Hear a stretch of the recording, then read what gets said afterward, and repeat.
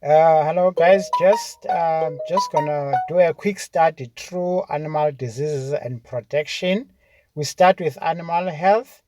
We look at the signs of healthy animals: the bright eyes, good skin, good appetite, correct body temperature, and regular breeding. So that's an example.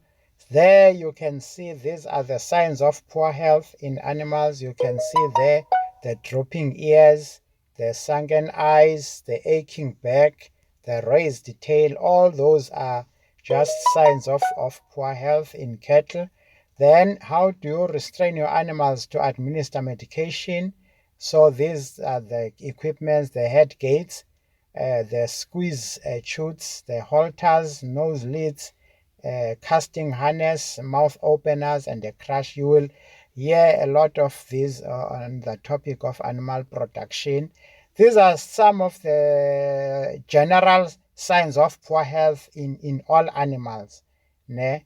But CAPS also wants you to know the signs of poor health for specifically for instance, in cattle, they graze less or ruminate less. The pale eyes or dull eyes, rough skin, all those pulse rate increases. Signs of poor health in pigs, signs of poor health in chickens, and this is just a summary. How do you do a preliminary examination of animals' health? You check the temperature, the pulse rate, and the respiratory rate, such that if the temperature, let's say for cattle, is above 38 degrees, it means that is fever, and then it means there's a problem. If the pulse rate is above 60 beats per minute, then there's a serious problem. If the respiratory rate or as well is more than 28 per minute, so also it shows a serious problem of his sickness. Then you can say for it's different for each particular species. These are the steps of investigating a sickness. You check even the environment, the surroundings, the feed, or was it is it good feed. You also check for abnormalities. If the animal is dead, we do what we call post-mortem. Also you can take the blood smear or samples and of all the vital organs and check. These are some of the methods to test animal health, um, especially to test if diseases caused by pathogens or virus, bacteria. You take body samples such as blood, serum, milk, or skin, sometimes from live animals. For a dead animal, you conduct a postmortem and obtain samples from them. And you take those samples and examine them under a microscope. We call that histopathology. All right. Physical examination, also to test the animal health. You can do a palpation, a percussion, auscultation, or agglutination test. These are the factors to consider before administering a medication. That is, which method will I use to administer a medication? Okokuqala, you check whether this um, this does it affect the whole body? That is it systemic, or it just affect a part of the body that is just localized?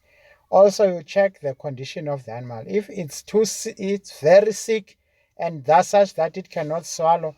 For instance, if you want to give it pills and the animal cannot swallow, you can use a rectum to insert the pill. The seriousness of a disease, if it's just mild like mastitis, you can just inject adale where the problem is.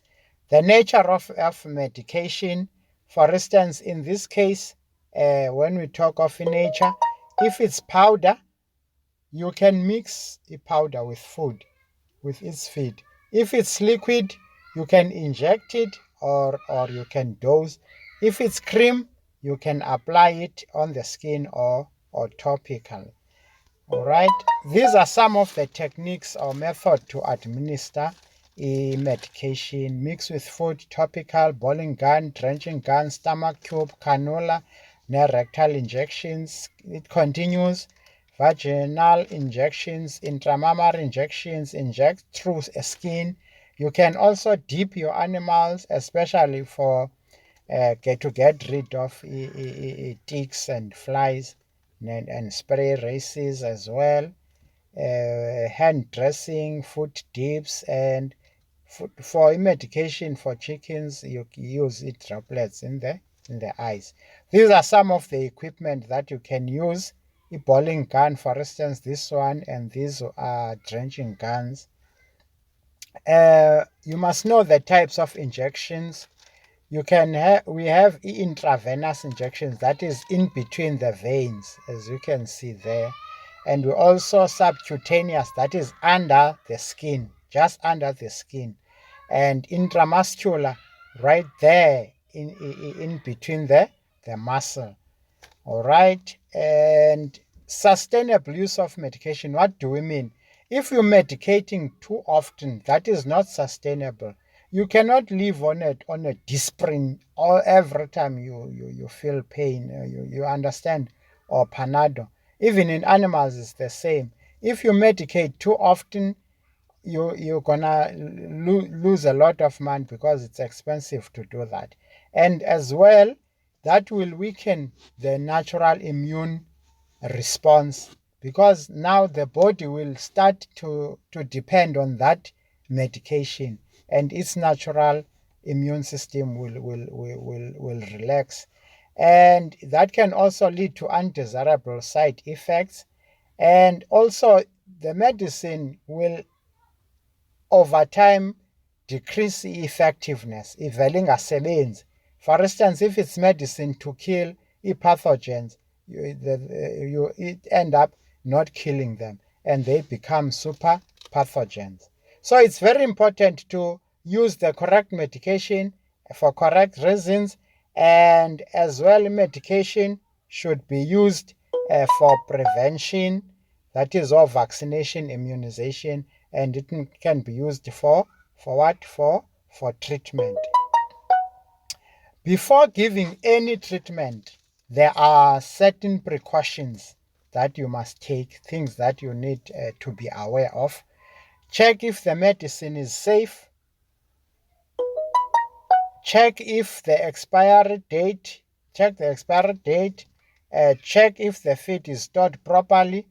Check the dosage if it's correct. Check the method if it's you're using the correct method of according to instructions. So it's very important to read the instructions when you are about to administer medication. Use a new needle or syringe, but if you don't have, you can boil it in water to destroy germs. The medication must be administered at the correct period, and also check withdrawal period of that medication so that it doesn't end up affecting even the humans. Ne? Avoid creating resistant pathogens. That's what we mentioned, or super pathogens. When you use a medication too often, such that these bacteria, they get used to it and they become resistant and they become super pathogens. And also be sure to complete a full treatment. If the instruction says 3 days, 3 times a day for 18 days, follow that instruction up until the full treatment is completed. Don't skip. All right, how do we prevent diseases? Definitely vaccination or immunization. So vaccination it involves providing a vaccine to stimulate the body to build antibodies against that specific pathogen. How do we do that in vaccine preparation? Usually those guys, you will use a weakened or a killed pathogen, that is like something like a virus. And once they introduce that weak virus or killed virus into the body will immediately produce the antibodies or immunity against that pathogen, such that when even the real virus comes now, the body would be ready for it and it would be completely immune against that virus. So it will not do anything. All right, types of diseases. We have infectious and uninfectious diseases. Those that are infectious are those that are transmissible. That is, they can spread from one animal to another.